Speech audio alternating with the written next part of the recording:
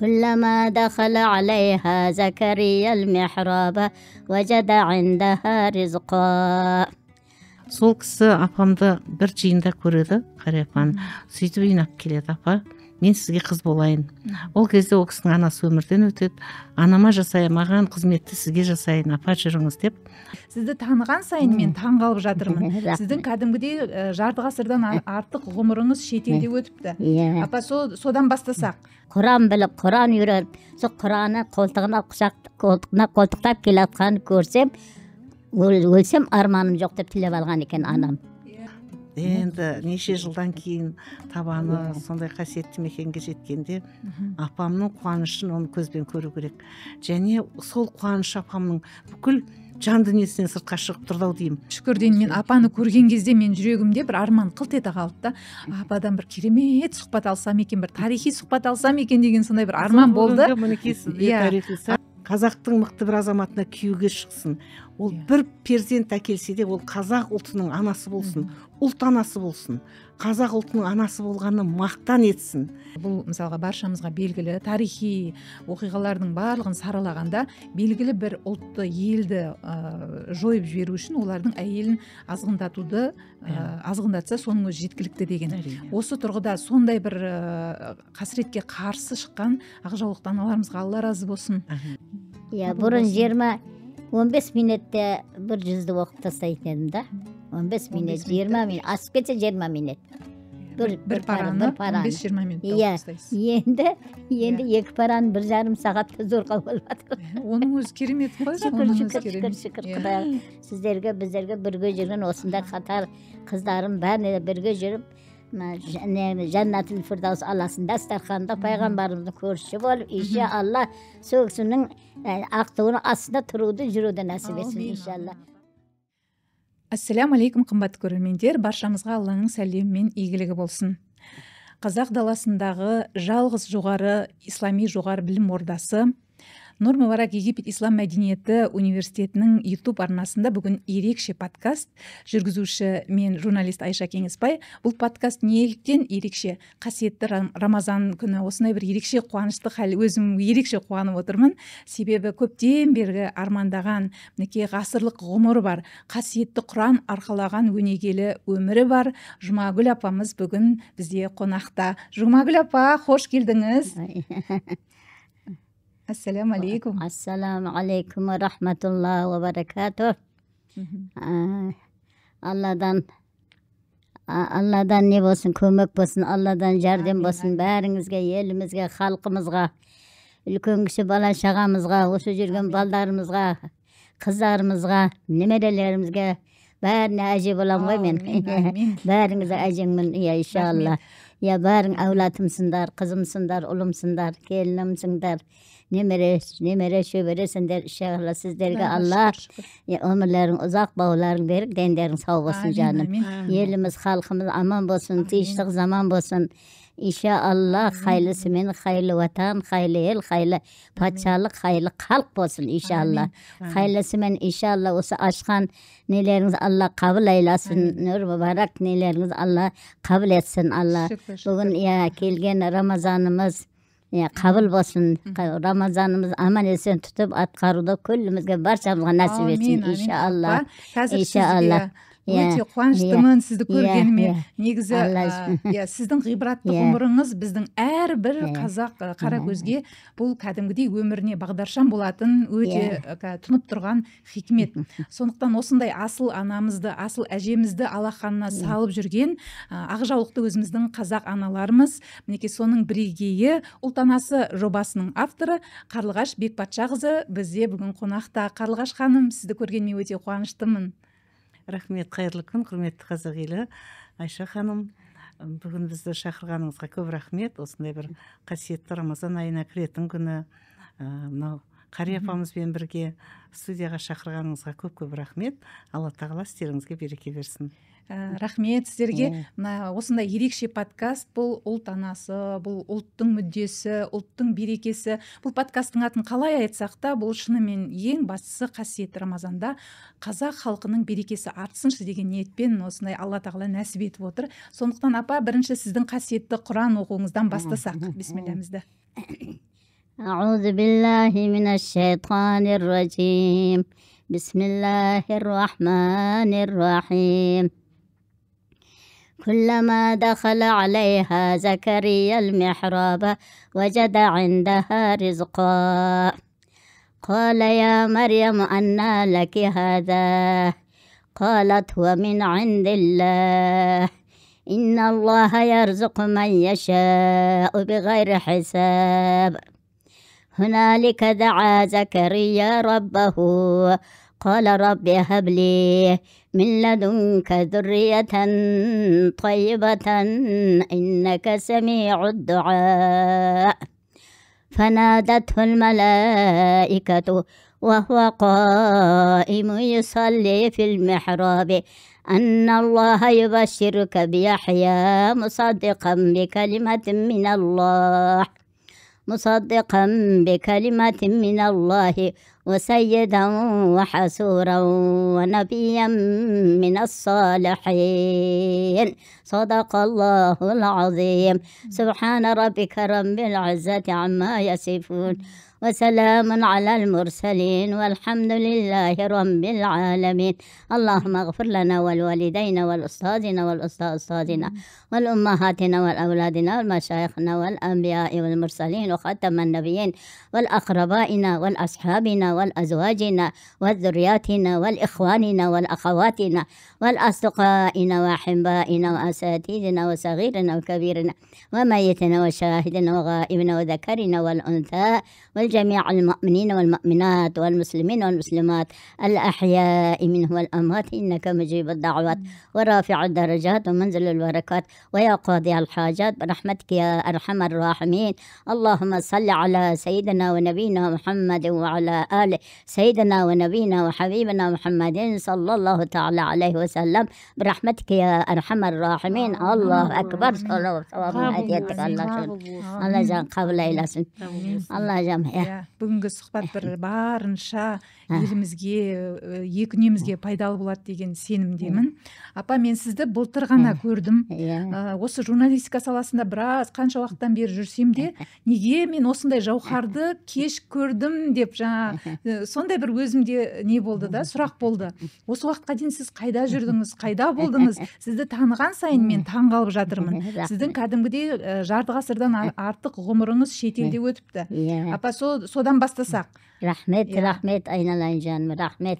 Сіздерге көп күлліңізге баршаңызға рахмет. Сізге де рахмет келгеніңізге. Мен әуел осы Қазақстаннан кеткен ата-анамыз, Қай жылдары кеткен? Біз білмеймін ғой ояғын, енді біз тарихты онда білмейміз ғой жаным. Сол Қызылордадан, Қармақшыдан кеткен сояқтан, Қызылорда Қармақшыдан екен, ояғын мен соны ол уақытта сұрамаппыз ғой соны. Ата-анамыз әңгіме қылады. Сол баяғы қиындық заманда кеткен. Қиындық заманда қашып, сол Өзбекстан, үстімен Тәжікстанмен Ауғанстанға барған. Ауғанстанға бар неше жыл бала көрмей жүрген, әулат көрмей жүрген, әулат тұрмаған ба, білмеймейді, болмаған ба, неше жыл сөйтіп жүрген.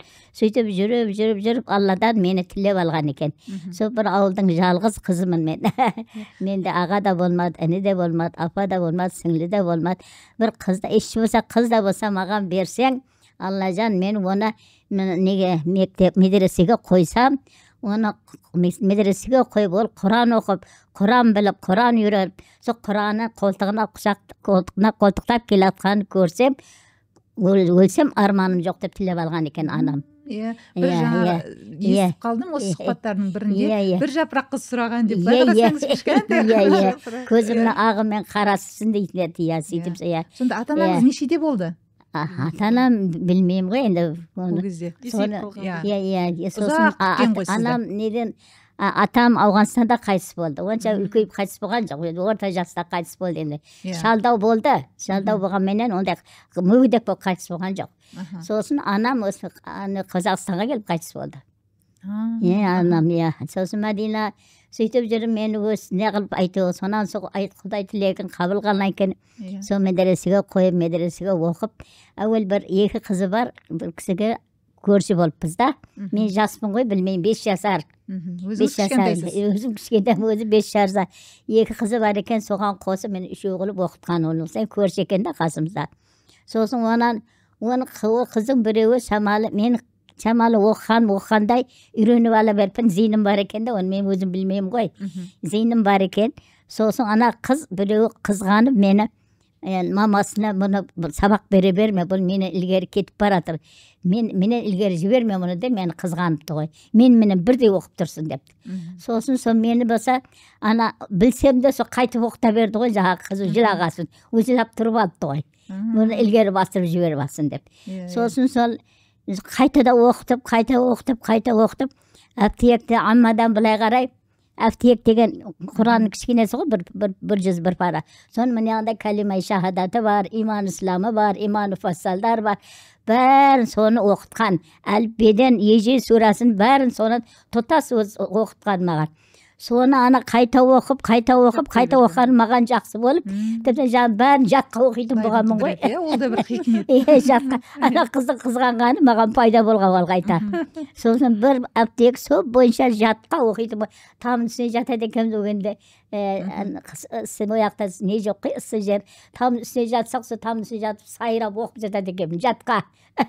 Ана мешітке өткен кісілер болса, атамдан нағылайды екен, ойбай сіздің балаңыз ба?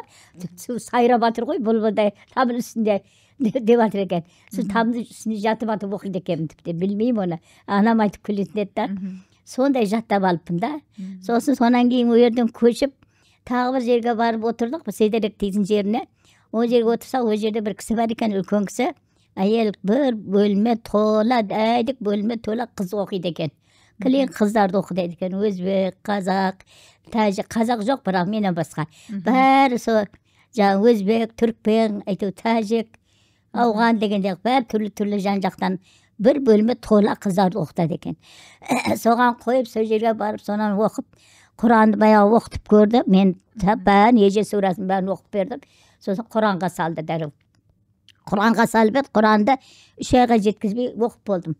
30 пара Құранды. Жаттап алдыңыз. Ананы не қылғаны маған жақсы болды. Ана хатты танып, ананы өзім оқып кете бердім да.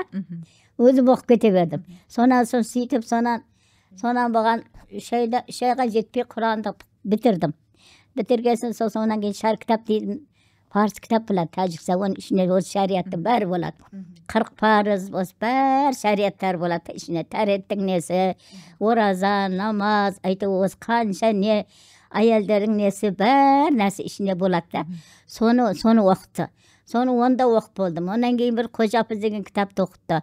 Онан кейін Халаса деген бір кітапты оқытты. Бәрін жаттай бердіңіз. Бәрін оқи бердім. Сосын бір Қазы Беділ деген кітапты оқытты. Онан кейін Қожа Ахмад Яссауидің кітабын оқытты, өзбекше. Бір түрікпенше кітап оқытты, Фузулы деген.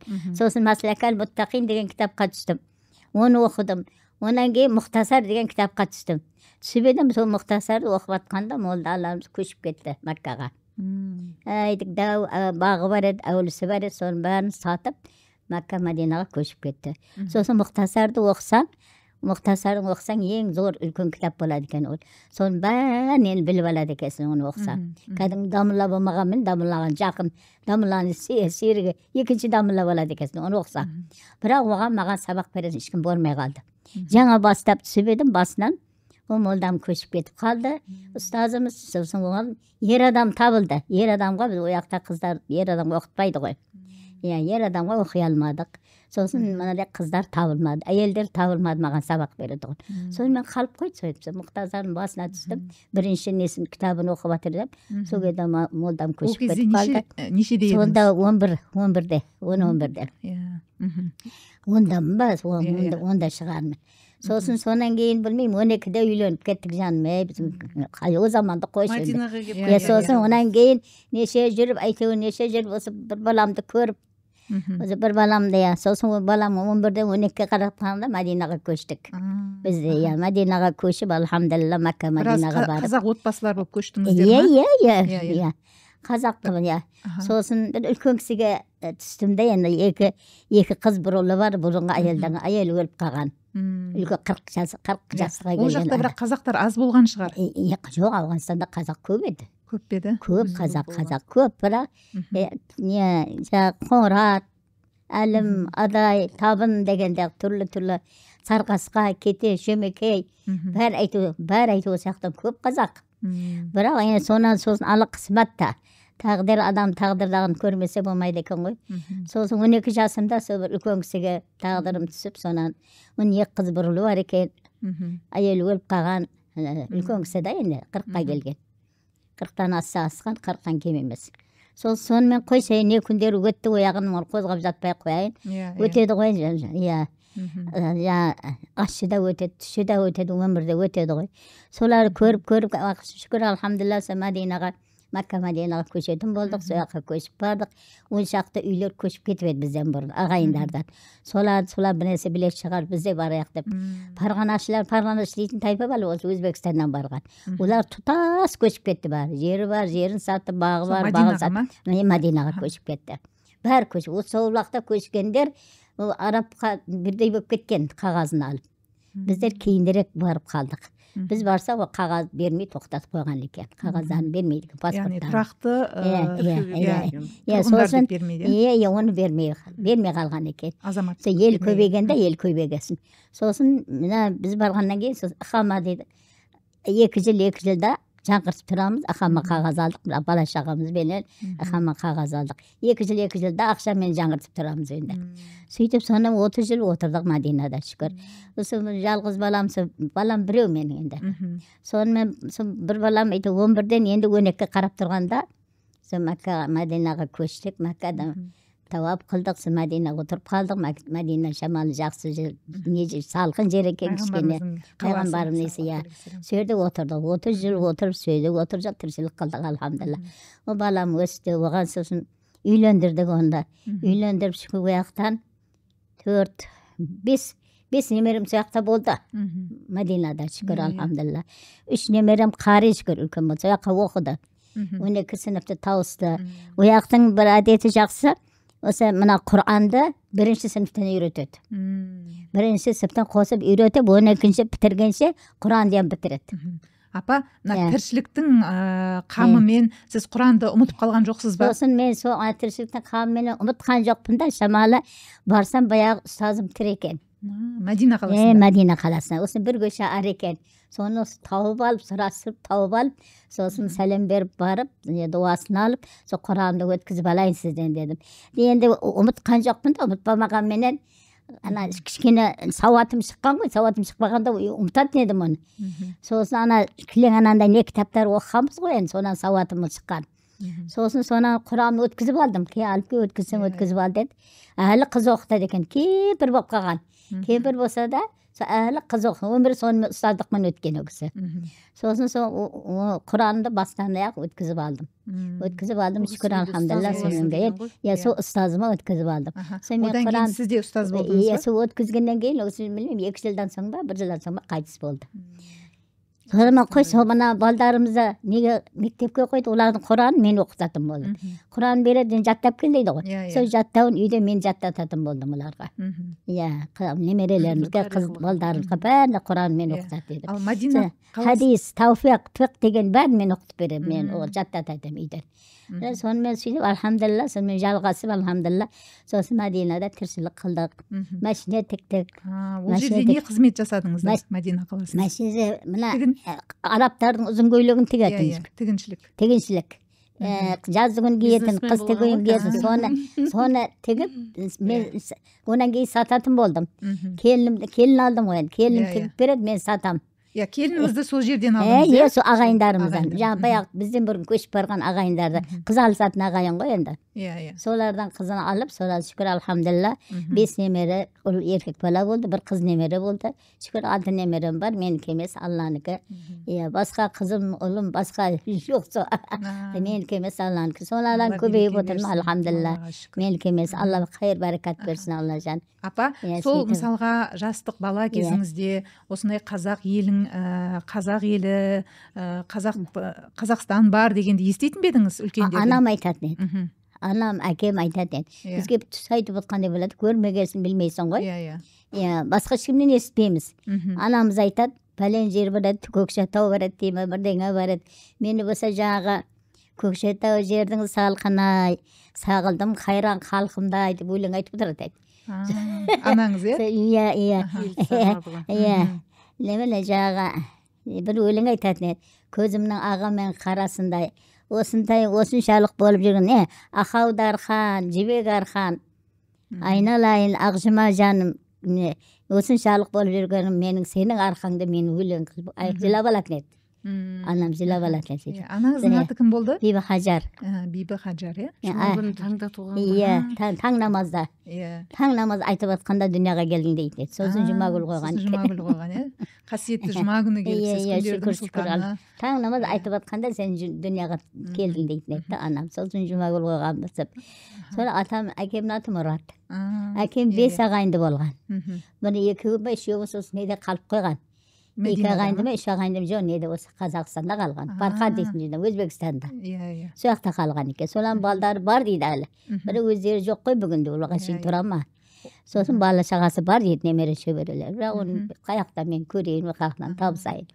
Ал Қазақстан жайлы толыққанды қай кезден білдіңіз? Қай кезде білдіңіз? Көшіп келгенде ма? Көшіп келгесін, көшіп келдік, әлхамдулилlah. Бұл Нұрсұлтан патшамыз барды неге? Патша болғаннан кейін бір-екі жылдан соң барды ма? 97 жылы ма? 97 жылы. Сонда барып, не қылды ғой, елге қайтыңыздар деп. Шалымыз айтты, осы Қазақстаннан барған кісіні, Иранна, қазақ болса шақырып мейман қылады деді, қонақ қылады деді. Мейлі Иранда да көп қазақтар барып, қашып барып отырды ғой. Сол Ираннан барған, Ауғанстаннан келген, Қазақстаннан барған бәрі. Мына Ратбек саз бар ғой, сол кісінде шақырып қонақ қылған. Сосын жаңа Алтай, Халипа Алтай. Ол кісінде шақырып қонақ қылып, кемпірі мен қонақ қылғанбыз. Қазақ десе болды, қазақ болса барып, жайынан түскен жерлерінен, жатқан жерлеріне барып, сәлем беріп, шақырып келеді. Сосын бір қой сойып, 5 бармақ қылып, қонақ қылып жібереміз. Ол кісі әкім болған ғой, қазақтардың сол аймағының әкім болған екен. Ақсақал еді. Елдің ақсақал еді. Ол кісі ешкім қызын бере алмайды, ешкім келін ала алмайды. Сондай ниетті, елінің арасында сондай еді. Сондай үлкейгесін қалады екен, үлкейгесін қалды ғой. Сонымен сөйтіп, ол кісі Қазақстанға келіп қайтыс болды. Жолдасыңыз? Жолдасымыз да. Анам да Қазақстан. 1 жылдан соң анам қайтыс болды. 1 жылға жақын келіп қанда. Қазақ жерін көріп, анаңыз қуанған шығар, неше жасында қайтты? 86-сында қайтып 87 деп қойды. Үлкейіп. Сонымен, соны шүкір, алхамдулилла, жақсымыз енді. Айдай уақытта қиналдық, 2 жылдай қиналдық. Шынымен байқарасаңыз, қасиетті Мекке, нұрлы Мәдина қаласынан қазақ, ол жерде ешқашан мысалы қыс болмаған, жаз, рахат, тіптен көшеміз кетеміз деген ойымыз да жоқ, үйреніп кеттік қой. Жарық, күндіз күні түнде жарық, түнде де жүрсең инең түсіп кетсе тауып аласың. Сүттей жарық, қараңғылық жоқ, суық жоқ. Рахат жер қой, рахат. Шүкір, алхамдулилла, ол кезде білмеймін, ауруда ондай жоқ еді, бүгінде білмеймін енді. Шекер дегенді білмейді, тек таблина дегенді білмейді, тек сондай ысып өтіп, ешкім ауырмайды дейді. Ал Қазақстанға келгенде біз қайда келдік деп ойладыңыздар ма? 2 жыл көнбей жүрдік, жылап жүрдік, несін жатырағанда. Кейінен үйрендік қой, отанымыз. Ол кезде свет жоқ, су жоқ, бір не жерге сүрді ғой біз. Біз үй салып жатыр екен деп естіп едік, ол өтірік екен. 4 қабат үй салып жатыр деп естіп едік, итас салып жатыр екен. Ол өтірік екен, келсек бір көне бір орыс заманнан қалған мектепханаға түсірді. Не оның жарығы бар, не суы бар, не газы бар. Келсек қар бір жауған екен, жерде қар бар екен, аппақ. Қарды бірінші рет көрдіңіз? Бірінші рет көрдік. Сосын ұяқтан бір нәскемен келгенбіз ғой, білмейміз ғой, бір нәскемен. Бір кіттай жеңі жоқ, жекетпен келгенбіз. Ойбай, үшіп кеттік қой, үшіп. Үшіп кеттік қой, сондай. Қайда келдік дедіңіздер ма? 2 жыл сондай қиналдық қой, тілін білмейміз. Хам суық, адамдарды бір түрлі бәрі жалаңаш жүрген. Бәрі сондай ғой, енді өзі қиын еді ғой, бүгінде жақсы болды ғой, алхамдулилла, Құдайға шүкір, Құдай баянымен, даваммен жақсы қылсын, ватанымыз исламдық болсын, дін ислам болсын, дін исламға қуат берсін. Қайттан кетеміз деген жоқсыздар ма? Кетеміз деген мені кетуге болмайды ғой, қағазды тапсырып кеттік. Оған бұл жаңағы отаншыл күйеуі отыр ғой. Атамыз отаншыл болып отыр ғой. Бұйрық шығарған көшесіндер деп 11 семья бірақ көшіп келген ғой. Патша келді де барды ғой. Ояқтан әйел мен еркек араласпайды ғой. Біз апарған жоқ, саған біз бармаймыз ғой, онда еркектердің алдына. Сатыр ғой, Арабстан сатыр. Шақырған қонақтар еркектерін көрмейміз, тек әйелдер болса, әйелдермен бірге отырамыз. Әйелдер бірге отырамыз, бөлек отырамыз, еркектер бөлек отырады. Қонақ қыламыз. Сосын сөйтіп соныменен баламды ертіп кетті. Кілең еркек балдары бар, еркек балдарын ертіп кетті, үлкен кісілер бәрі. Сосын біздер үйде қалып, таң алдында келді ғой, сол Нұрсұлтан алдына барып сөйлесіп, таң алдында. Жаңа фындық дейді ғой, жаңа патша түсетін жер бар, қонақ жай. Соған барып отырып, әңгімелесіп, таң атқанша отырып келді. Таң алдында келді. Сосын көшеміз деп келді келгеннен. Көшеміз деп келді. Көшеміз деп келіп, сонан Мәдинада жүргенде. Мәдинадамыз, қандай рахат жер. Азан деген, ой, азан деген күңірен айтылып тұрады. Үйімізге азан, не сабақ оқып атқан үйде тұрып естіп отырасыз. Харамның, харам не сабақ оқып атқан үйде тұрып біліп отырасыз, естіп отырасыз. Сонда жер. Апа, сіз шамалы демала тұрыңыз, сізден қазір сұрайтынымыз өте көп. Мен тоқтамай жаңағы тыңдағым келіп отыр сізді. Жақсы, Аллаға сондай күнде рахат күн. Шүкір, алхамдулилла, бүгінде жақсы болды. Қазір оны айтамыз, жалғастырамыз. Ал мінекей осындай апамызды шынымен айтсам, мен былтыр ғана көрдім да, қалай осы уақытқа дейін мен көрмегенмін, телеарнаға түсіруім керек еді, шуақтаналар деген бағдарламаға түсіруім керек еді деген әттең ай деген сияқты келді. Шүкір, Алла жан, дін исламға қуат беріп, Алла жан. Мәккә Мәдинадай, Мәккәтәл Мүкәррамадай, Мәдина-и Мүнәввәре шәріфтай, сондай патшалық, сондай ел, сондай халық болсын, иншалла. Соны бәрәкат Мәккә Мәдинаның хайыр бәрәкат кірсін де, ватанымызға, елімізге, халқымызға бәріне нәсіп етсін, иншалла. Апа, қазір жалғастырамыз Қазақстанға келген әңгімені. Ал енді осындай шынымен де жаңа сіз бір ғана ұлым бар дедіңіз. Қарасаңыз, бірақ сізді алақанға салып жүрген Қарлығаш апайымыздай апайлар, Құралай апай қызыңыз болып жүр. Енді Қарлығаш апай, сіз апаны қай кезде таныстыңыз? Апаны бір 10 шақты жыл болып қалды. Құралай подругам, осы менің бала күнгі екеуміз бірге өскенбіз. Қазірде Құралай ұстаз, ол кісіде. Негізінде ол шында балабақшадан бастап өмір жолын, еңбек жолын университетте аяқтаған, пенсияға шыққаннан кейін осы Нұр-Мүбаракта оқып, қазір Түркиядан білім алып атқан сондай қазақтың бір данагөй анасы. Сол кісі апамды бір жиында көреді, Қария апаны. Сөйтіп үйіне алып келеді: апа, мен сізге қыз болайын. Ол кезде ол кісінің анасы өмірден өтеді. Анама жасайын, маған қызметті сізге жасайын, апа жүріңіз деп. Бұл кісіде қыз жоқ. Содан мен айтам ғой, апам толғатпай тауып алған қыздары бар деп. Құралай Алматыда, мен Астанада. Апамды Құралай екеуміз бірінші мәрте 27 жылдан кейін 30 жылға таяу уақытта Мәдина қаласына алып бардық. Өткен жыл наурыз айында бірінші мәрте. Осы Алматыдан ұштық. Апамның қуанышында шек болмады. Апам 24 сағат ұйықтамай, тамақ ішпей, дәретім бұзылады деп, сондай дайындықпен, сондай құрметпен Мәдинаға, Меккеге бардық қой. Апа, ең болмаса кішкене көзіңіз, діліңіз демалыңыз, шаршап қаласыз дейміз ғой. Жоқ дейді.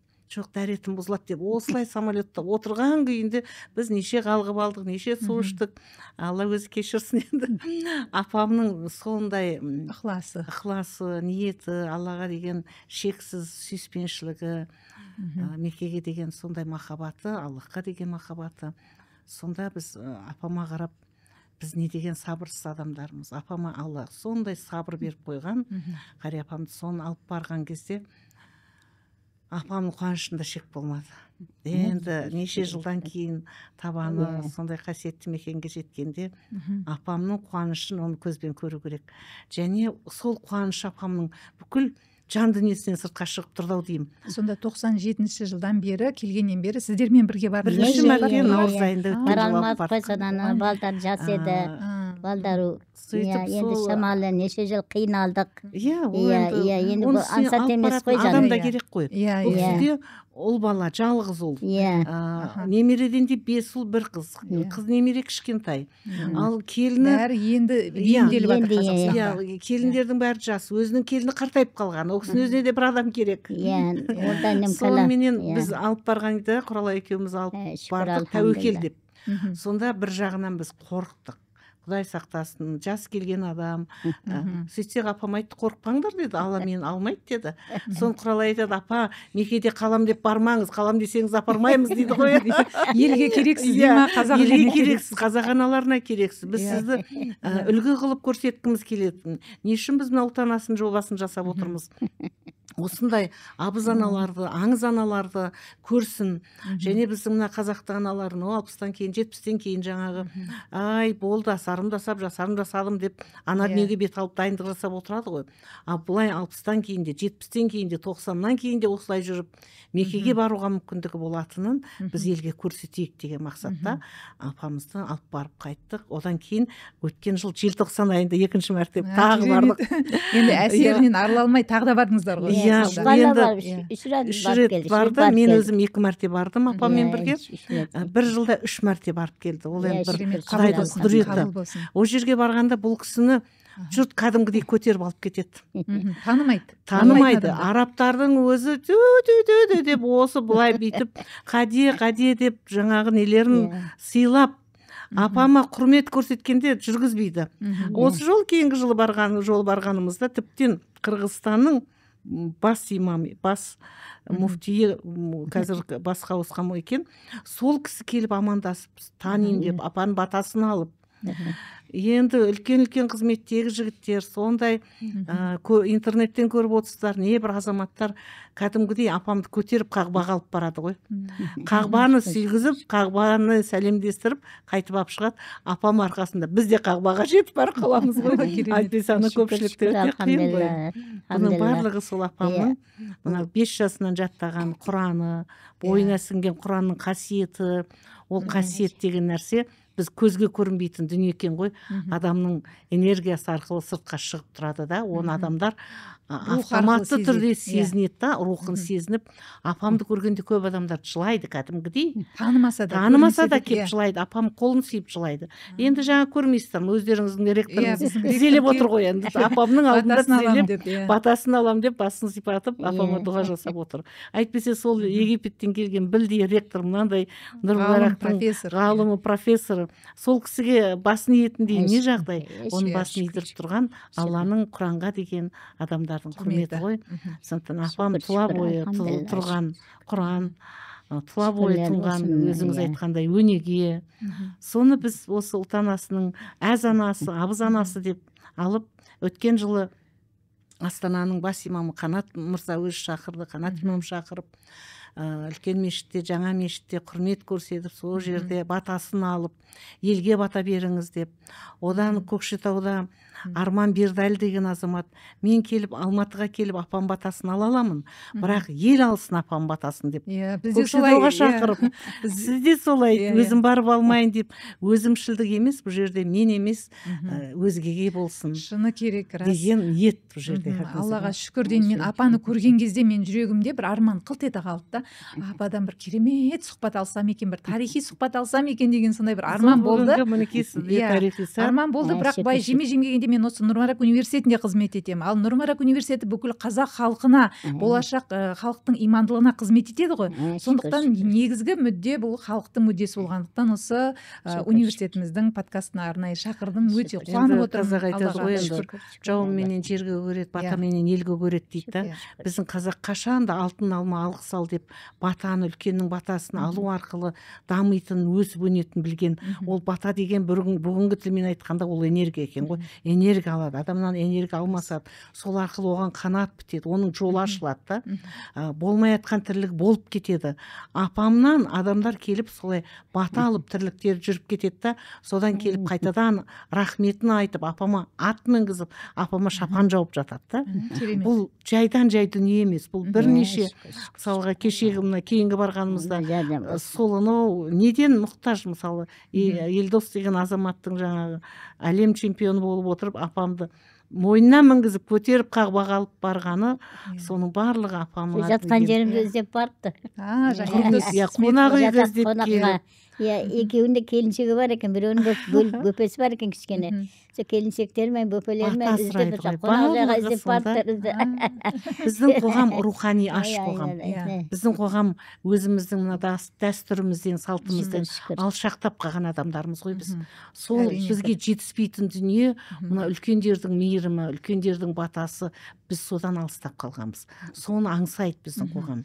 Соны біз берсек деген мақсатта. Өте мен қуанып отырмын. аямын кешегі Аллаға. өткізген шараны көрдіңіз, Аха, иә? иә. 1000 алғыс. Иә, Тура шүкір, мына шүкір. 1 наурыз алғыс күні айту күніне қарай апамның ел жиналып 200-ден аса аналар жиналып Иә. батасын алды. Осы жерде мен сізге Шүкір, шүкір Құдайға. сұрақ қойғым келіп отыр, Қарлығаш апай.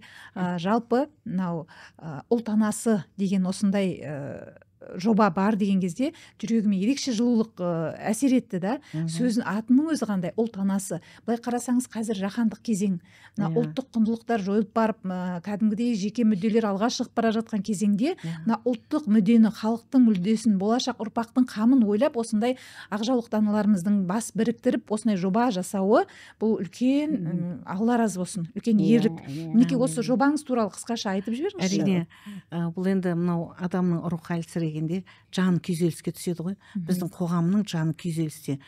Жас балдардың, жас қыздардың өзіне қол жұмсауы, неше түрлі азғындыққа бару, оның барлығы рухани аштықтан. Біз неге ұлт анасы деп алдық? Біздің қыздарымыз қазір күйеуге тиюге асықпайтын болды.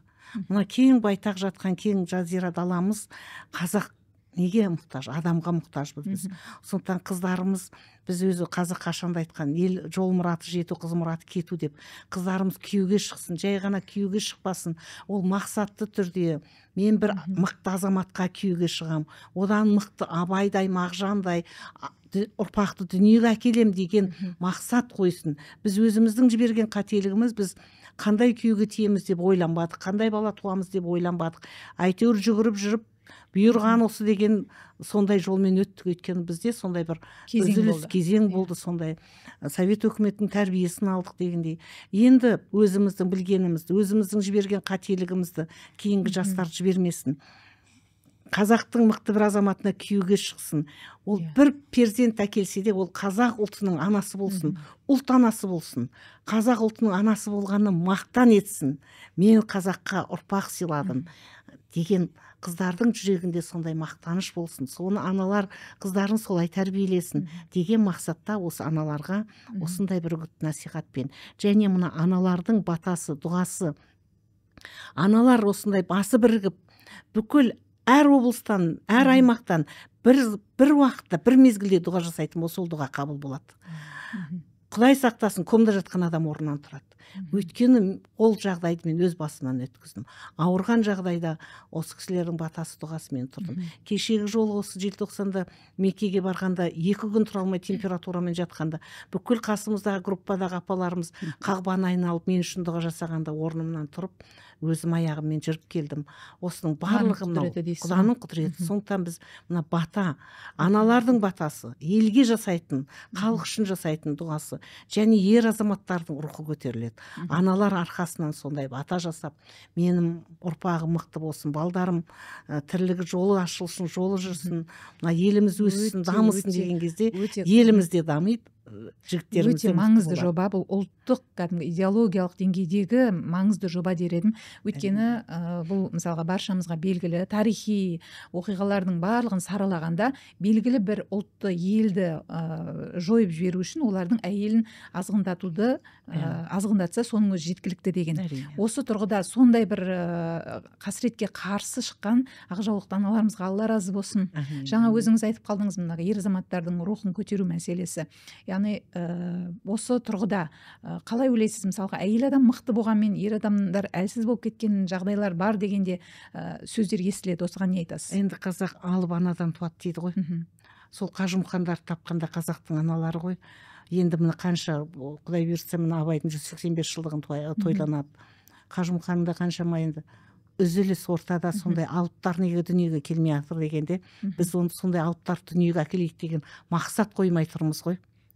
Соны қазақтың жігіттері мықты болсын, қазақ аналар сондай мықты ұрпақ дүниеге әкелсін десек, ол ана мықты болу керек. Ана жан жақты, ақылды анадан ақылды бала туатыны белгілі, ұрықты анадан ұрықты ұрпақ туатыны белгілі. Сондықтан мына жер ана, отан ана дегенде, барлығы ана тіл дегенде, барлығы анаға байланысты екен. Біз керектің ең керегі қазақ аналарының қазақша сөйлегені, қазақ аналарының ұрпағы үшін бата жасағаны, ниетінің түзу болуы ғой. Сол мақсатта жасап отырған үлкен жобамыз бұл. керемет. Мысалға Қарлығаш Бекбатшақызы, сіз сонау Елорда Астанада сояқта тұрасыз, сол жақта қызмет етесіз. Одан бөлек мен Алаш Аманаты қоғамдық бірлестігінің төрайымы екеніңізді білдім. Дүниежүзілік қазақтар қауымдастығының да ол жерде де қызмет атқаратыныңызды білдім. Алла өміріңізге береке берсін. Осынша еңбекті алып жүру, былай қарасаңыз, Құдай қуат берсін. Енді мен кеше сіздердің жобаларыңызды көрдім. Форумның негізгі жаңағы ең жоғары биігінде тұрған апамызды көрген кезде қатты қуандым. Мысалы, осы апамыздың батасына мұқтаж, сіз жаңа айттыңыз ғой, елді араладық деп, сол кезде халықтың ықыласы қалай болды? Халықтың ықыласы ерекше. Кеше енді Оразгүл Асанғазы келіп болды, бүгінгі таңдағы батыр аналардың бірі, жаңағы тақтан түспесе аттан түспеген, баланы да тапқан, бәйгеге де шапқан қазақтың аналары ғой енді. Сондай бүгінгі таңдағы сол кісі келіп өзінің кітабын сол жерде тұсаукесерін жатқызып жатқанда, қария апам кіріп келгенде бүкіл зал тұрып кетті ғой. Апама ассалаумағалейкум Жұмакүл апа деп барлығы, енді айтып тұрмын ғой, танымайтын, тіптен Мекенің өзінде танымайтын арабтардың өзі келіп апам қолын сүйеді ғой. Жай қасынан өтіп баратқан адам жай бейжай өте алмайды. Бұл апамның бойындағы сондай бір қуат, сондай бір Құранның құдіреті. Алланың нұры. Алланың нұры. Берген неғматы ғой жаным. Алланың берген нығметі. Сондықтан біз осы кісілер тірі тұрған кезде міне ел аралап, бұл кісінің арманы, апамның өмір сүруге деген құштарлығы, өмірге деген керемет сүйіспеншілігін үлгі қылып алсақ болады да. Апам айтады, мен енді Қазақстанда тумадым, бірақ Қазақстанның бар жерін көргім келеді дейді. Былтыр Көкшетауға барғанда апам керемет риза болып, мынандай жер жаннаты бар екен ғой деп. Одан Семейге бардық.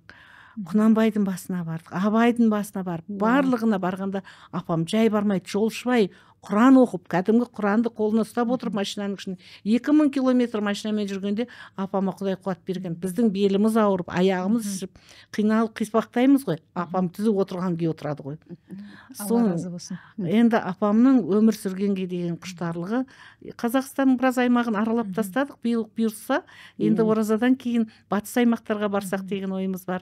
Ақтөбе, Ақтау, сол жақтар шақырып жатыр. Қызылордаға бардыңыз ба апа? Қызылордаға барамай жатырмыз, енді барамыз. Шақырып жатыр ғой ағам. Апаны алып кел деп. Бәріміз иншалла. Әке шешесінің өмір сүрген жерін көргісі келеді енді. Ақмарал бәріміз бармақшымыз. Сіздер де жүріңіздер бірге. Иншалла бірге жүрейік.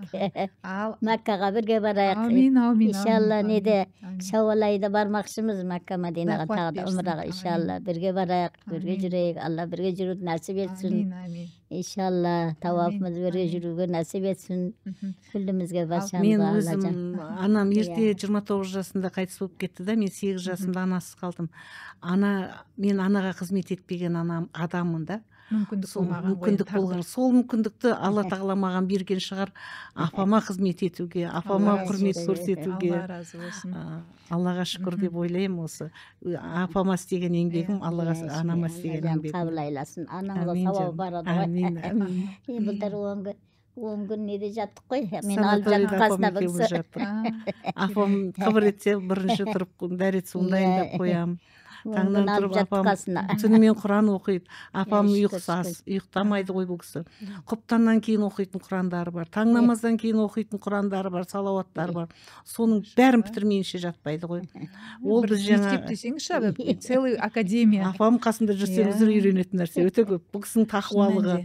Дәрет алғанда бірдеңе тиіп кетсе дәретін бұзылады деп тигізбейді ғой. Қарасаңыз, жарты ғасырдан аса жырақта жүрсеңіз де, бірақ сізден мен осы қазақ халқының кәдімгі сонау әдебиеттерден оқыған, өзіміздің аңыздардан естіген аналарымыздың бейнесін көріп отырмын. Алла разы болсын сізге.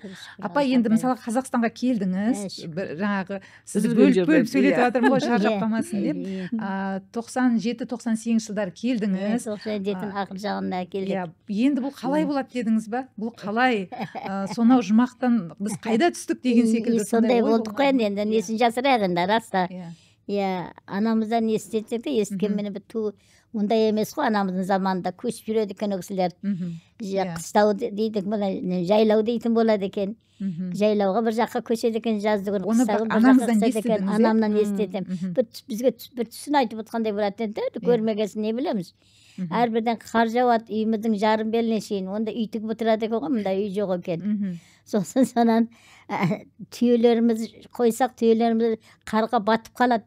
Көміл, мына екі танауынан тауып аламыз дейтін, екі танауын тесігінен.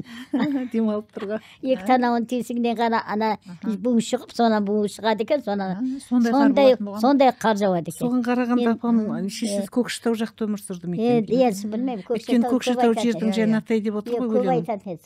Анасы Көкшетаудікі, бірақ әкеңіз сыр өңірінен. Сөйтіп, соны Көкшетау жердің салқыны деп айтты, көп айтып отыратын еді. Жылап алатын еді, айтып. Оған сосын біз күлеміз оған біз. Білмейміз ғой, білмегесін.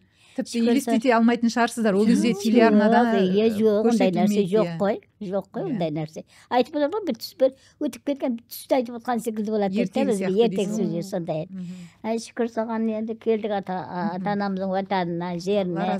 Алла тағала арнайы дайындап қазақ еліне сыйғып әкеп берген ғой. Шүкір, Құдайға шүкір, алхамдулилlah. Жас кезде көрген қиындықтың енді Алла жаз соның нематын беріп жатыр ғой. Алла о дүнияда берсін. Бұл дүнияда өткінші дүния бұл өтіп жатыр.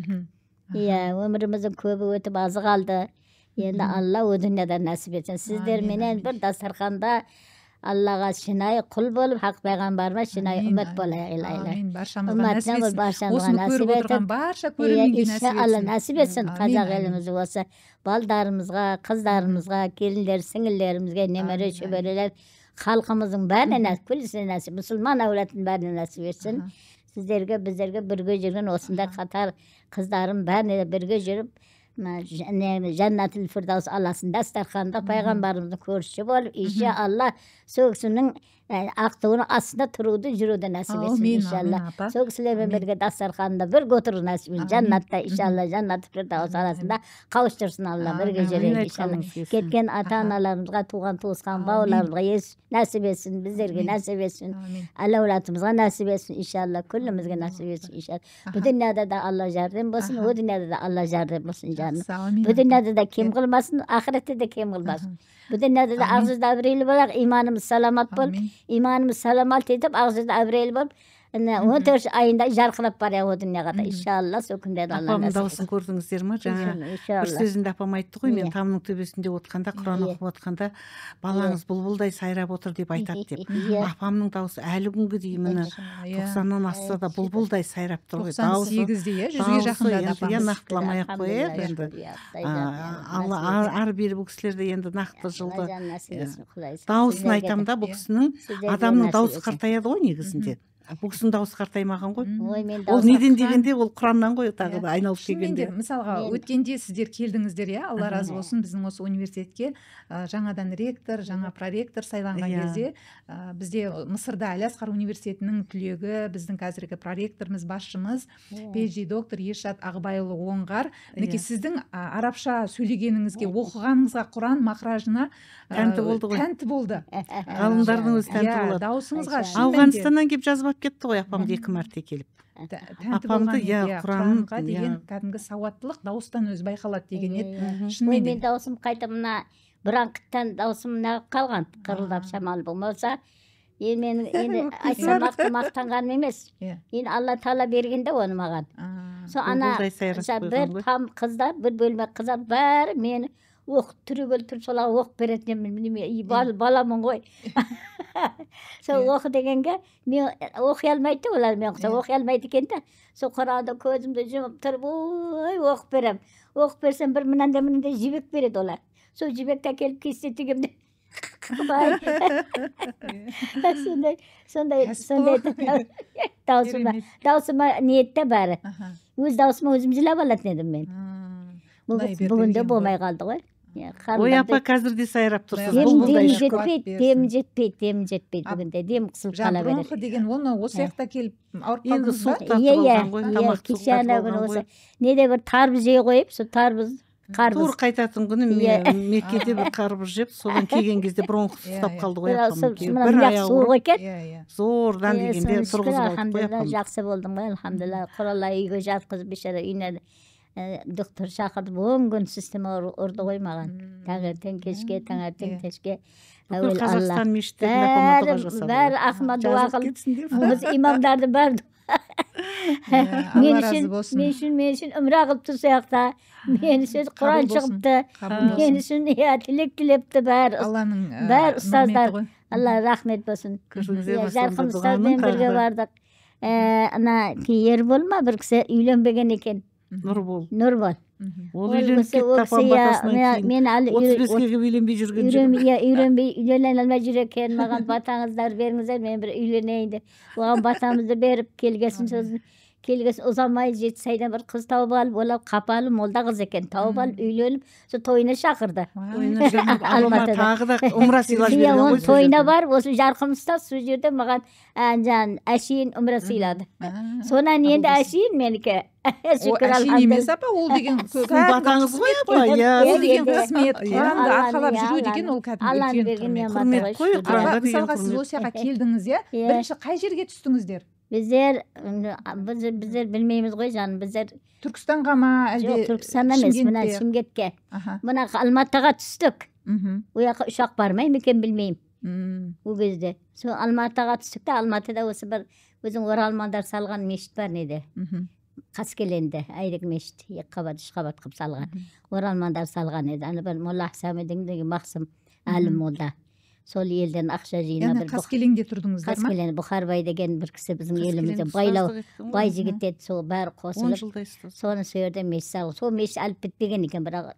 пәсіне төменгі қабатына кіргізіп бізді қонақ қылды әкімді сол аненің қаскеленнің әкімі несі бәрі жиналып сол жерге әйтеуір бастықтары бәрі жиналып дәу не екен соған қонақ қылды бізді қонақ қылып сол жерге бір тамақ жедік сосын мына диуалдар бар қыш бойынша тұр екен қара қыш бойынша әлі жаңа салып жатқан жерде суық екен іші ол суықты көрмеген дірілдеп бара жатырмыз тіптен бір пиала ма бір сүт шай іштік болған ол тамақта жей алмадық сол бойынша қайтадан неме жаңағы шуылдайтын машина бар ғой милициялардың алдымызда милиция артымызда милиция ана шуылдатып машиналарын шуылдатып алдымызда жүр артымызда жүр сонымен бізді шымкентке апарды шымкентке түсеміз депті ғой біз шалымыз ана шымкент жылы депті мұсылманшылық жақсы деп естіпті мұсылманшылық алматыдан гөрі не алматы келең орысша сөйлейді деген ба соны енді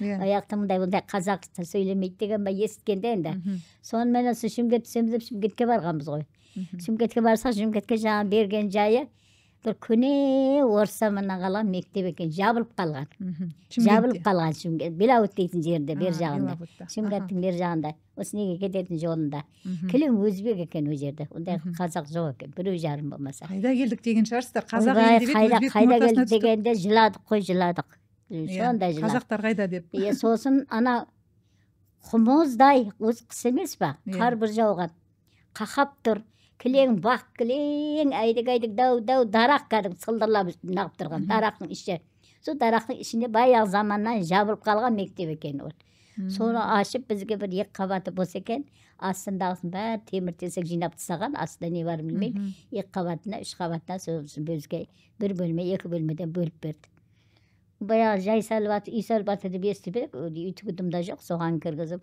не жылу бар не мынадай жарық бар не су бар ештеңе жоқ жабылып қалған жабылып тастаған не ғой мектеп соны тек ашып бізге сөйтіп берген сосын біз сол жерде жаман қиналдық енді өзіміз қиналдық барынша ана жақтан жылы жерден келген адам жейтін тамақ болды ма әйтеуір жейтін тамақты бір жерге бір сол жерде бір мектеп бар екен қыздар балдар оқитын сол мектепке шақырып күніне бір мезгіл тамақ береді ол тамағынан жей алмаймыз халал емес па деп онан жиіркенеміз жиіркеніп ішік шығып ауырып неше түрлі болдық қой алла сауаптан жазсын алла сауаптан жазсын соны ватаным деп келгенде мынау ма деп шалымызға ұрсамыз үндемейді пішейман болғанмен қайтадан кетуге болмайды ғой кете алмаймыз ғой қағазды беріп қойдық қой ол болмайды ғой сосын сөйтіп соныменен сол бір 2 жыл қиналдық. 2 жылдан соң үйрендік қой, сосын шүкір. Ана суықта жаз болса да ештеңе қылмаса болса, не жылу бар, не мына свет бар, не су бар. Су бір мезгіл ғана жібереді, 1 сағат, оны жабылып толтырамыз бақырашқа не болады? Дәретімізге бола ма, тамағымызға бола ма, шайымызға бола ма? Ыдыс жоқ, нәрсе жоқ. Көшіп келген адамнан не болады? Сол ұшақпен келгенбіз, көп ала берейін десең жүк болады. Өзіміз 1-2 үйдей болып келгенбіз, бала шағамыз бар, келініміз бар. Көп адам, бір талай адам, 10-11 адамыз бір үйде. Бірақ барлығы келді қалды ғой, қазір? Жоқ, келді барды. Сол 11 еді, 11 үй келдік қой. Ұшақ жібереміз, ұшақта барған жоқ бізге. Ойба 11 үйге болмайды екен деп, сосын өзіміз төлеп келдік. Осы қателерде өздеріңіз төлеп келдіңіздер ме? Өзіміз төлеп келдік. Береміз деп, беріп те жалшаған жоқ оныменен. Адамға 200 ба, 150 ма, бірдеңелерді бөліп берді. О не болады? Оған үй түсе ма? Ол ұшақ үй бола ма? Оны да айтысып, неше барып, неше айтысып алғаны шалымыз онда да. 1 жыл дегенде барып. Ана біреу жоғардан бергенмен бер жақтала жеп қояды екен ғой. Сондай екен ғой. Сосын жағына сіздер ондай біреудің хақысын жеу деген нәрсені өмірде көрмегенсіздер. Жоқ, ондайды көрмегенбіз ғой, біздер ондайды білмейміз ғой, Құдай сақтасын. Ана пеші жағатығын ана бір бақтың төрінде, анандай бір көш жерде. Сояқтан жағады екен, қап-қара барсаң, диванына жақындай алмайсың, дивандан киіп кетсін, үсті болса қап-қара күйі болады. Сояқтан жағады екен, ол мынаяққа келем дегенше, ол мынаяқты жылтам дегенше, қиын ғой ол. Сосын сонымен ол көмірді де айтысып барып, берем, көмір береміз, жағатын адам береміз деген ғой енді. Жағатын адамдар көмірді айтысып әкеле ме, бірер мынандай дорбамен береді екен көмірді. Оны әкеліп айтысып әкелсе шалымыз, оны кешкесіне бір ұрап алып кетіп атады. Қиыншылық кез ғой. Біздің қазақ ұрлық дегенді өмір көрмегенсіздер. Біздер ұрлықты көрмегенбіз. Оған ертеңіне шалымыз айқайлап барады. Мұна біреуің бересің, біреуің ұрлап алып кетесің. Бұл қандай ел дедіңіздер ма? Қандай ел, қандай қазақсыңдар? Қазақ мұндай емес еді ғой деп. Мұндай емес еді ғой, сендерге не болған бірады? Әптен орыстың несін, әптен орыс болып кеткен екенсіңдер. Мұсылман шалықтарың жоқ екен деп айқайлап ұрысып келеді. Мен қазақ қой, не деген мен айтып. Сосын ақсақал деп бар айтып. Ата олай, ата бұлай деп алдап жібереді. Сонда сіз ақыр 1 жылдай отыра алмадық. Қиын болды. Тәуәліт яқты, соны пеш жақты тәуәлітіміз. Тәуәлітке бір бару қиын. Қасымызға бір балдарды, жігіт балдарды ертіп аламыз. Әлікен дейді ғой, бір жарық қол көтеріп жүретіміз не болады ғой. Сондай шамды, соны ала келген екенбіз қайда сондайды. Соған май қойып, соны жарық қылып балдарға беріп қоямыз, қолына алып, бір таяқты қолына ұстап, бізді апарады. Анандай жерде тұрады қарап. Кезек салаға шығып келеміз сояққа. Дәрі талым бір қиын, су тағы жоқ, көп азап көрдік сонда. Суық тағыны. Сонда 2 жылдан кейін барып Алматыға сосын біз жылға жетпей Алматыға келдік. Болмадан, сол қыс шықты. Қыс шыққасын біз Алматыға келдік. Алматыға, құрсын Алматыға барайық деп. Сосын Алматыға келсек, Алматыда 1-2 ағайындарымыз бар еді, жақын шалымның ағайындар, туыстары. Немере, шөбере сондай. Үйреніп қалған дейсіз ғой. Сосын олар Түркиядан келген. Олар Түркиядан келіп 1-2 жыл болған, келгендеріне олар кішкене үйренген. Үй сатып алған, үйлері бар. Газ жағады екен, олар газы бар екен. Сонан келіп осы отырған үйімізді алып, осы босап сөгінді 40 күн жатқан сол ағайындарымыз үйінде балам. Әкесімен екеуі жай іздеп. Табылмаған, бәрі күрттің ішінде ма, ненің ішінде ма, олардан алуға қорыққан. Тауықтарыңа ұрлап алып кетеді деп естіген. Олардан қорқамыз жаңа адамдардан. Адамдардан қорқамыз тіптен. Осы жерде, көшпегенде қорқамыз. Сосын бұрын ол жақта тұрған жерлеріңізде ондай қорқыныш болмаған? Анаден Мәдинада ма? Ой, Мәдинада қорқыныш жоқ қой. Ешкім келсе жоқ, ешкімге тимейді. Ол жақсы жер ғой, ойбай, бір нәрсе жоқ. Бір жалаңаш жүрген бір қызды көрмейсің. Я бір неғып атқан бір баланы көрмейсің. Бәрі өзімен өзі дін ислам. Дін исламдық қой, ол жерде ондай нәрсе жоқ қой. Сөйтіп адамдардан қорықпайсың. Үйнен түсіп кетсе жерде табылады, түн іші болса да. Сүттей жарық, харамға барам дегенше жарық, келем дегенше жарық. харамның не сабақ оқып жатқанын үйде естіп отырасың. Иә, күндізі менен харамда 5 уақыт намаз имам менен сояқта оқимыз. Алла сауаптан жазсын. Кешке сондай келеміз жерден үйге. келіп осындай тауқыметті 30 көріп. күн оразада тарабыда мешітте хатымда харамда 30 күн оразада хатымда харамда оқитын едік. Ал енді мынау ораза ұстау қалай болды бұл елге келгеннен кейін? Ұстады, баяқты аяқты ұстап үйренген. Сосын жаңа келгенде айтып тұрмын ама ыдысымыз да жоқ. Бір кішкене қазан әкелгенбіз. Әкелгенменен жаңа ұшақпен келгесін жүк болады ғой. Көп ала алмадық, бәрін тастап кеттік, сататын саттық, тастайтын тастадық. Сосын бір менен жағана ошақ жоқ. Жағатын ошақ жоқ, газ жоқ. Сосын бір менен жағана бір памбалайтын бір ошақ болады екен. Нелерді алып жүреді ғой. Памбалап жағады, памба менен. Жаңа менен жағады. Газ құя. Дизель деген май құяды. Сосын оны жағады. Пыр етіп жанады ғой. Дәште неде, сапарда неде жүргенде алып жүреді ғой сендер. Сондай ошақ алдық.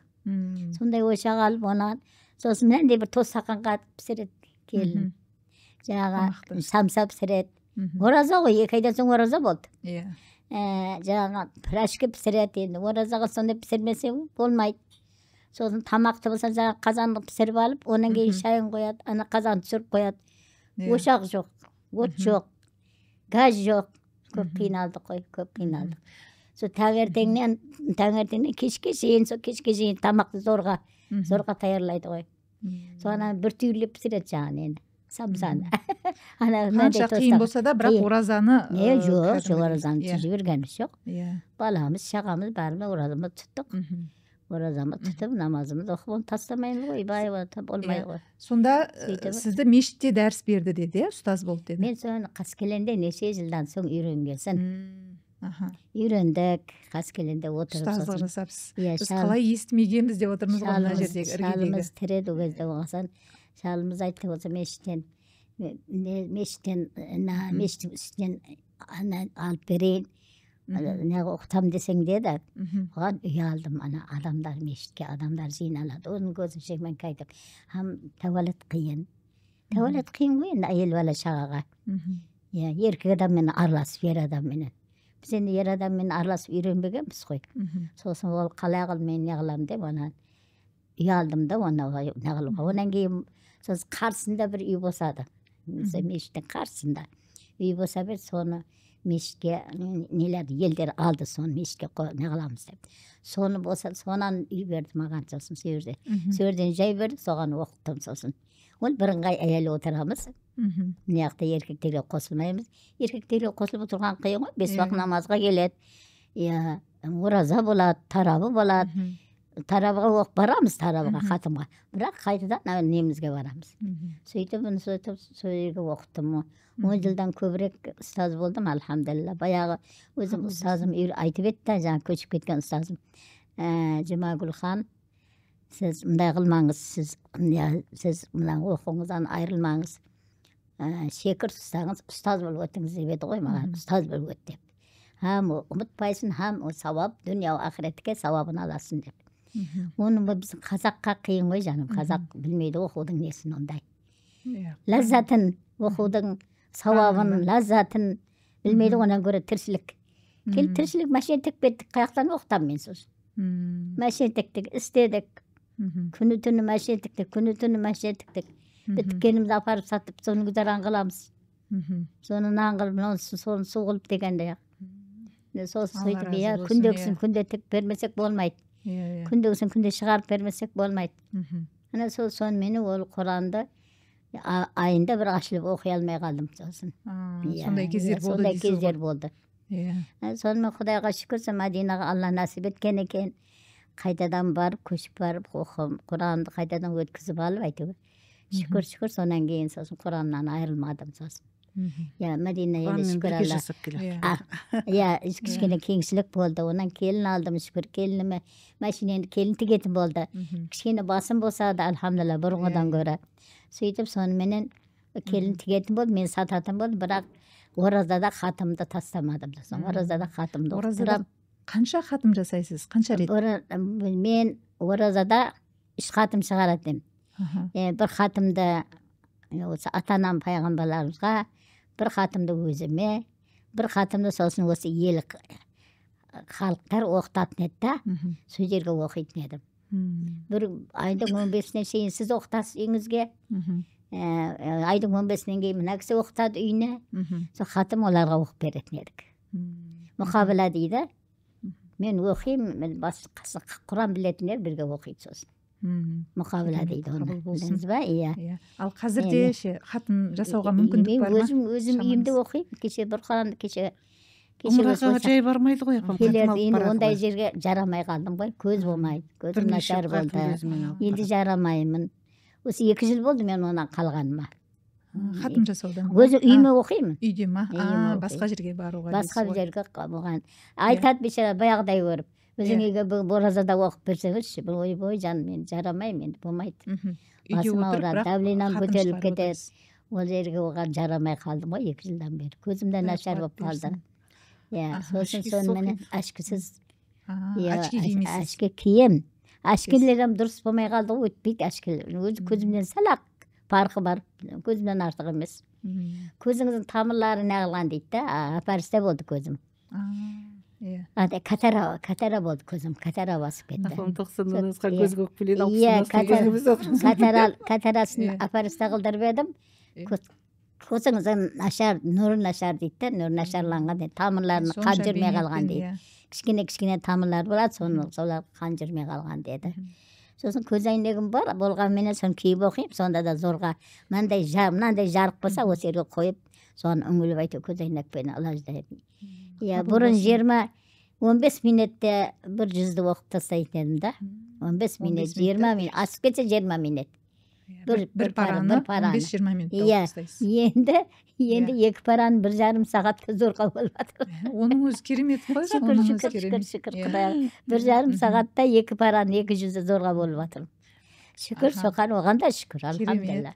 Иманымыз саламат болып, Алла жан. Осы сіздердей аналарымыздың жолын қусын деп, біздің Нұрмарак Қазақстанда, қазақ жерінде 2001 жылы осындай Нұрмарак университеті ашылды. Оған дейін бұндай ислам төңірегінде тәрбиелейтін ондай оқу орындар болған жоқ. Мысалы кеңес дәуірінде медресе, мешіт деген мүлдем ондай барлығы жабылып қиратылған еді.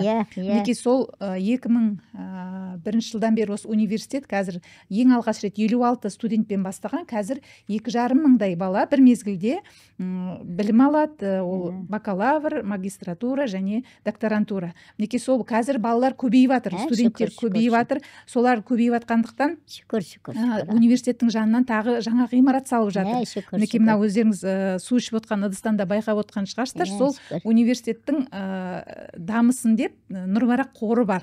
Мінекей жаңа сіз өзіңіз айтып қалдыңыз, осы қорға аударып тұрамыз деп. Яғни бұл ел болашағын, ел қамын ойлаған сіздердің садақаларыңыз қабыл болсын. Осыған тоқталып өтсеңіз. Аударып тұрамын, мен де аударып тұрамын, балдарға өзім аудара алмаймын ғой, балдарға беремін. Қабыл болсын. Немерелері бар екен балдарға, өзім балам болсын, немерелерім болсын. 3 немерем қари шүкір, балам да қари шүкір, алхамдулилла. 3 немерем сояққа оқыған, Арабстанда оқып, 12-ні бітіріп, Құранды бәрін бітіріп, онан кейін жағы ұяқта не дейді, мұтауассиф дейді, мұтауассифті тағы 6 жыл оған оқитын еді. Соны екіншісін оқып атқанда біз мына көшіп кетіп қалдық. Үлкен немерем бірінші сояқта, бірінші не. Тіптен мына жайыза, солар ұстаздары жайыза беретін еді. Подарка беретін еді, білімнің жақсылығына. Кілең бірінші болады, кілең ауал нұмыра. Еліндерінде балдарын ұрсады екен. Бәдәулар балдары, Арабстанның балдары бірінші болмайды, әжнәбидің балдары бірінші болмады. Әжнәби дейді бізде. Қазақтың балдары. Біздер Бұхари дейтін еді. Қазағымды білмейміз, қазақ екен білмейді. Бұхари дейтін бәрімізді. Сон Бұхарлардың балдары мынандай бірінші болады, сендер бірінші болмайсың деп ұрсады екен. Арабтар өз балдарына ұрсады. Өз балдарына. Біздің мына Қытайда қазақтарды айтады ғой. Ұлттық мектеп дейді. Ол жерде жаңа Қытай ұлты да, ұйғыр ұлты да, дүнған, қазақ ұлттар бәрі араласып оқитын мектепте барлық салада дейді, математика болсын, спорт болсын, қай салада болсын, ең үздік қазақтың балдары дейді. Қазақтың балдары бұл миллион есе дарынды қазақ қыл ғой. Біздің қабылдау қабілетіміз, есте сақтау, жаттау, сезімталдық бізге берілген бір керемет сый ғой. Ол бір қан тазалығымыздан да ма, қазақтың бір бір алланың қасиеті. нығметі ғой, Мгм. рас. иә бірінші сонда сіз жаңа мына садақаны айтып жатсыз ғой. Иә. Бұл енді садақа деген енді турлап келген бәле-жаледен қағады ғой. иә адамды- шүкір алхамдулилля Иә, сондықтан садақарады қандай бала дейді қиын ғой жағдайда да иә адам садақа беру керек. Ол садақаны да иә қай жерге беретін орны бар. Мысалы мына медресенің бір кірпішіне сенің үлесің болса, Иә, оның өзі университеттің. сен ертең ана дүниеге барғанда да сауабы саған келіп тұрады дейді. иә иә Сондықтан барынша әйтеуір қолымызға түскен садақамызды апта сайын, жұма сайын беретін Осы садақамызды университетке ме? университетке аударып тұрамыз. Оны иә әрдайым апаларымыз да уағыздап айтып отыр. Сондықтан қабыл болсын тезірек университет. Жаңа апаның бір сөзін алдында естіп қалдым да, яғни мен ана телефонды білмеймін, бірақ жинап беремін деген секілді. иә Алла разы болсын. Иә, Ал шүкір, сондай ақ шүкір, қазір шүкір. мысалға үлкен кісілердің ораза ұстауы қиындау ғой. Осыған Иә. тоқталып кетсеңіз, мысалға сіз 30 күн оразаның бәрін ұстай аласыз ба? мен болса былтыр бір ауырып қалдым оразада ауырып қалдым ба Ақшасын білмеймін төлейтін әйтеуір болып қалса. 15 күн тұттым Мгм. 15 күннің ақшасын тұттым. есептеп тұрып Сосын төлейді ғой. 14 күні авасында бір күн тұттым да Мгм. жарамадым білмеймін неге болмады жарамай ауырып қалдым қалтырап дірілдеп Давлениесі түспей безге қалды. ұстап Екі давлением көзден шығып түспей кетіп қалды. қалды сосын балдар болса өзіңізді зорламаңыз деді Мгм. яғни немерелерім балдарым ондай болмайды деді өзіңіз зорламаңыз деді неғып тұтпай ақ қойыңыз деді тұтпаңыз алла көріп тұр ғой ахуалыңызды халіңізді деді сосын жасыңыз келген адамсыз қуатыңыз жоқ күшіңіз жоқ өзіңіз өйдеп ондай зорлағаннан болмайды деді Мгм. сосын ертең несін бересіз деді Кафаратын дейді. кафаратын бересіз деді кафаратын беріңіз сосын 14 күнін 15 күн 16 күн ба тұта алдым мына жарамадым сосын мына ашып сосын бердім кафаратын бердім саптап күніне саптап балдар мынаншадан берсең болады деді соны соны бергіздім сосын иә алхамдулилля ол кафараны бермесең болмайды ғой мойныңа қарыз болады ғой Иә, былай Қарыз қарап ғой, тұр. қарыз Шын ғой. мәнінде қаншама біздің қазақ Қарыз ғой. қарияларға, үлкен кісілерге өнеге. иә қарыз ғой ойбай намазыңда қарыз ол кешірілмейді оразаңда қарыз аллажан намазың 5 уақыт намазыңнан айырылмасаң 30 күн оразаңнан айырылмасаң алланың істе деген құлшылығын қылмасаң сенің ол дүнияда біз қайтіп үміт қаламыз сосын Бұл парыз иә дегенді парыз деген болмайды ғой парызды алла кешірмейді ғой кешірмейді. бірінші Соны апам өте жақсы. мұсылманшылық екінші намаз намаздан сұрарамыз ғой Иә. алланы бұйырған парыз намазын оқымасақ Иә, алла мұсылманның қабыл қылсын парызы, міндеті де міндеті сол сол бірінші. ғой Апа мұсылманшылық біз біздің кейде біздің жаңағы артықтығымыз сол ғой кәпірлерден апатай а апатай біз жаңағы өткен жыл ұстай алмайған 1-2 күн арасында қарызымыз болса кейін ұстаймыз. Соны әуелі ақшасын төлеп тастап барып ұстау керек па әлде ақшасын төлемей? не қылып қарызын ұстасаңыз болады ғой қарызын қазасын ұстасаңыз Иә, қаза болса оны қазасын өтейсіз ғой. әйелдер Оған болса- ақша төлеу керек емес па Үлкен ақшасын? кісілер мысалға халі жетпейтін кісілер олар жаңағыдай кафаратын иә кафаратын береді керек та. енді әйелдер қарыз болады ғой жас әйелдерге қазасын тұтасыз ерекше күндер иә болады ерекше күндер болады Қайдан білейін апам намаздың ақшасын төлеп намаздың қазасы жоқ оразаның қазасы бар әйтеуір оған да шүкір деймін ол намаздың қаза болса ол әйелдер қиындайды иә былайынша оқуға апа қиналады екінті кіріп қойды апа екінті кіріп қойды иә сіз осымен аяқтасақ екінті азан айтып қойды. Құран жаттасам деген мысалға жас қыздарға біздің университетте Құран жаттағысы келетін жас қыздар көп осындай өзіңіздің соңыңыздан ерген соларға қандай ақыл кеңес айтасыз? иә жақсы алла ықыласын ашсын жүректерін ашсын аллажан жүректеріне нұрын құйсын құран нұрымен нұрландырсын иншалла жүректерін иншалла ықылас қылса талап қылса ықылас қылса шыныменен құранға ашық болса дәреу жаттайды да біледі де құранхан болады құранхан болсын иншалла бәрі де құранхан құранды кәдімгі тәжібетіменен кәдімгі жақсылап оқитын құранхан бибілерден болсын қыздарым балдарымыз құранхан хафиз алим улама жігіттерден болсын иншалла ұстаздардан болсын ұстаздардың ұстазы болсын иншалла қыздарыма ұстаздың ұстазы болсын бәріне күлесін нәсіп етсін иншалла бисмиллахир-рахманир-рахим аллахума инна нас'алука имана мустақима ва фадлан даима ва назарар рахма ва илман нафи'a وعقلا كاملا وقلبا منورا وتوفيقا إحسانا وتوبة نصوحا وصبرا جميلا وأجرا عظيما ولسانا ذاكرا وبدنا صابرا ورزقا واسعا ورزقا واسعا ورزقا واسعا ырысқы насибаларын алла көптігін көлдігін таусылмайды молдығын берсін Амин. кәсіпкерлеріңізге қайыр берекет берсін күлліңізге баршаңызға осы әл әулатымызға тұқым зұриятымызға қазақстанымызға елімізге халқымызға күллісіне баршасына нәсіп етсін иншалла وسعيا مشكورا وذنبا مغفورا وعملا مقبولا ودعاء مستجابا ودعاء مستجابا ودعاء مستجابا وجنة الفردوس النعيمة وجنة الفردوس النعيمة وجنة الفردوس النعيمة برحمتك يا أرحم الراحمين وصلى الله تعالى على خير خلقه سيدنا ونبينا وحبيبنا محمد صلى الله تعالى عليه وسلم برحمتك يا أرحم الراحمين برحمتك يا أرحم الراحمين اللهم ربنا آتنا في الدنيا حسنة وفي الآخرة حسنة وقنا عذاب النار وأدخلنا الجنة مع الأبرار يا عزيز يا غفار يا رحيم يا رحمن يا رب العالمين يا رب العالمين يا رب العالمين برحمتك يا أرحم الراحمين استجب دعاءنا استجب دعاءنا استجب دعاءنا استجب دعاءنا dualarımız müstecab Allah dergahında kabul üniversiteler inşallah жақсы болып ашылып inşallah Kur'an kadar köbeğe versin inşallah mübarek Allah mübarek kılsın Allah mübarek kılsın kutlu kılsın bayanda devamlı kılsın kıyamet kesin inşallah olsa medreselerin açılıp Qari hafız baldar, qari hafız kızlar çığa versin inşallah. Elimiz tiygisinden ulama, alim ulamalardan olsun inşallah. Halkımıza.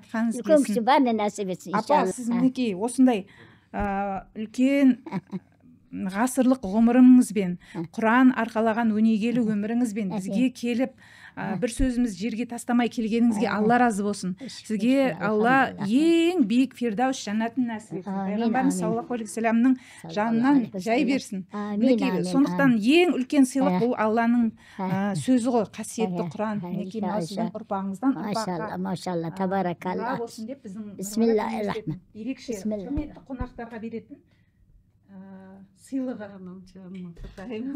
Allah canını bana. Elhamdülillah. Elhamdülillah. Xudayga şükürler olsun. Hamdü sanalar. Allah razı olsun. Hamdü sanalar olsun. Hamdü sanalar olsun. Ойлаған өмірлеріңіз берекелі болсын. Hamdü sanalar olsun. Şükürler. Мен апамды жібермей сұрақ қоя бергім келіп тұр енді.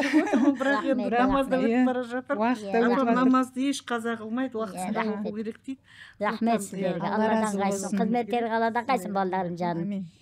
Сіздерге рахмет, рахмет. Алланың рахметі жаусын. Пайғамбар, хақ пайғамбарымыз шапаатын нәсіп етсін. Дүния ва ақыреттеріңізге, күліңізге, баршаңызға. Әл-әулатыңызға, тұқым зұрияттарыңызға, өздеріңізге, баршаларыңызға нәсіп етсін. Иншалла, иншалла. Қайырлы күндер, қайырлы айлар, қайырлы жылдар, қайырлы оттың басы болсын.